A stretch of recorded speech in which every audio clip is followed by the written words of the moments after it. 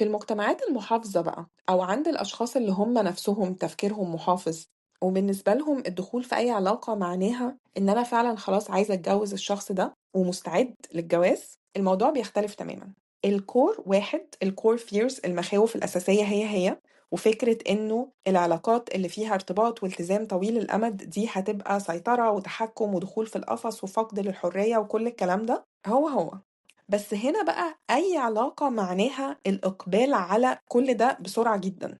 في فترة تعارف، في فترة خطوبة، بس احنا من الأول داخلين نتجوز وبنعمل الخطوات دي علشان بس نتأكد انه اوكي الاختيار كويس مفيش مشاكل وهنتجوز، مش علشان نعيش المرحلة ونستمتع بيها ويحلها ربنا نبقى نشوف بعد كده عايزين ايه. فاللحظة بتاعت أنا كده هدخل القفص بيعيشوها من الأول خالص. المواجهة مع نفسهم بتاعة قرار الدخول في جواز أو ارتباط طويل الأمد أو علاقة فيها مسؤوليات نفسية وعاطفية تجاه شخص آخر.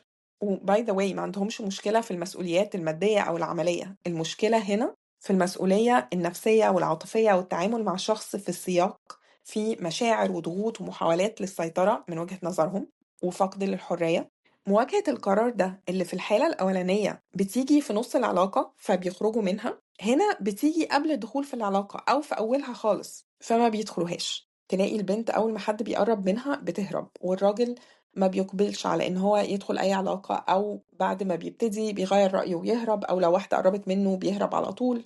فالناس اللي نمط التعلق بتاعهم متجنب بيعانوا أكتر بكتير في المجتمعات المحافظة، لأنهم مش بيدخلوا علاقات فبيحسوا بالوحدة وبيحسوا إن هم مفتقدين إن هم يعيشوا التجربة أو التجارب اللي بيشوفوا الناس التانية بيعيشوها.